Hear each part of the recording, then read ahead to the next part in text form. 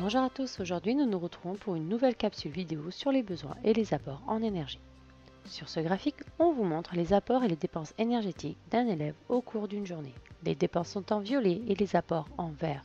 On remarque que les dépenses s'effectuent tout le long de la journée, mais il y a des variations selon les horaires. En effet, l'élève dépense plus d'énergie entre 9 heures et 10 heures qu'entre 23 heures et minuit au moment où il dort.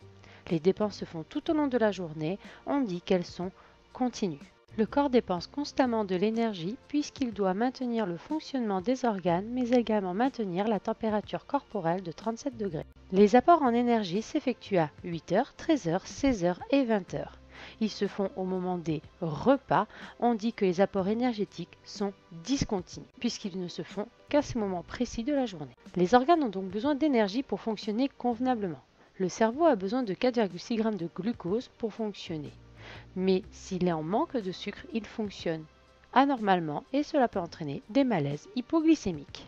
Il faut donc veiller à apporter assez d'énergie à notre organisme au cours des repas pour qu'il puisse fonctionner correctement. Des conseils vont vous être donnés dans la vidéo suivante.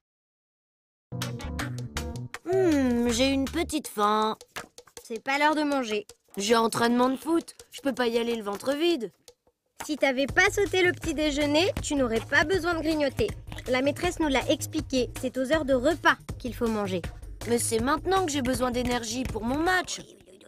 C'est toute la journée qu'on a besoin d'énergie. Même quand on reste assis en classe ou quand on dort. Même quand on dort? Bah oui. Quand on dort, on respire toujours. On digère, on rêve, on ronfle. Enfin, surtout toi. Bah, et toi aussi tu ronfles. Et tout ça, ça demande de l'énergie. C'est pour ça qu'il ne faut pas sauter le petit déjeuner.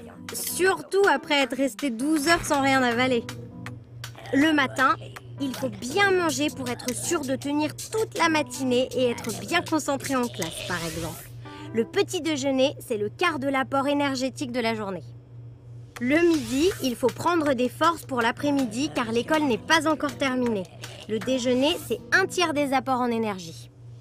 Ensuite, le goûter est juste un encas, histoire de prendre un peu d'énergie pour bien s'amuser au parc. C'est seulement 10% des apports. Et enfin, le dîner, c'est presque comme le déjeuner, un peu moins d'un tiers des apports énergétiques.